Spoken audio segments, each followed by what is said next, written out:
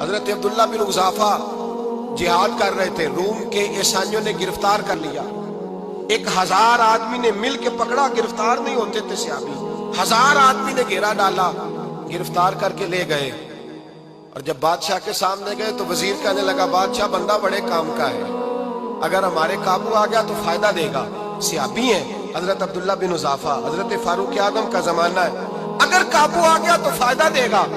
بادشاہ کہنے لگا کیوں، کیا خوبی ہے؟ کہنے لگے ہم 1000 آدمی تھے، یہ اکیلا قابو نہیں آ رہا تھا، 1000 آدمی تھے، اگر ہماری فوج میں شامل ہو گیا تو بہت بڑا جرنیل ملے گا۔ بادشاہ کہنے لگا کوئی مسئلہ نہیں، 2-3 چیزیں ہوتی ہیں بندے کو خریدنے کے لیے، خرید لیتے ہیں۔ بادشاہ کہنے لگا عبداللہ جتنی دولت تجھے چاہیے میں تجھے دے دیتا ہوں، میرے لشکر میں آ جا، معاذ اللہ اسلام چھوڑ دے۔ حضرت عبداللہ بن حذافہ کیا فرماتے ہیں؟ فرماتے ہیں بڑا تو بیوقوف ہے، میں نے دولت کمانی ہوتی تو مدینے میں بیٹھ کے تجارت کرتا، میں دولت کمانے نہیں نکلا، میں تو رسول اللہ کی رضا کمانے کے لیے نکلا ہوا ہوں۔ دولت کمانی ہوتی تو کسی مارکیٹ میں ہوتا، میدان میں آنا تھا، شہادت ہے مطلوب مقصود مومن، نہ مال غنیمت نہ کشور کشائی، یہ دولت تو لونڈی ہے رسول اللہ کے دروازے کی، یہ تو پیچھے پیچھے پھرتی ہے نبی پاک کے غلاموں، یہ کمانی ہوتی تو میں کسی مارکیٹ میں ہوتا، میدان میں تھوڑا ہوتا۔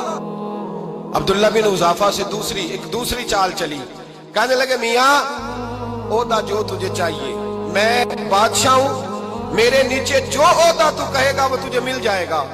حضرت عبداللہ بن حذافہ کہنے لگے شاید تجھے پتہ نہیں میری تعریف کیا ہے، شاید تو جانتا نہیں میری تعریف کیا ہے۔ کہا صاحب کی کیا تعریف ہے؟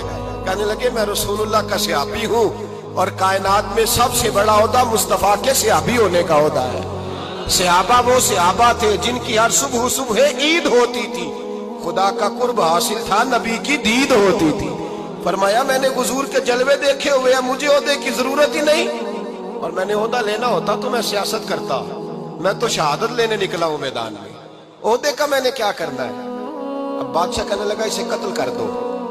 وزیر کہنے لگا نہیں، ایک بات اور ہے، مجھے ایک چال اور چلنے دو۔ کہا وہ کیا؟ کہنے لگے میری بیٹی بڑی خوبصورت ہے، مجھے موقع دو، اپنی ہی بیٹی کو سجا بنا کے، وہ جوان جس کی جوانی اتنی بڑی ہے کہ 1000 آدمی مقابلے میں کھڑا نہیں ہوتا، اس جوان کے کمرے میں رات کی تنہائی میں بنا سوار کے بی بی کو بھیجا۔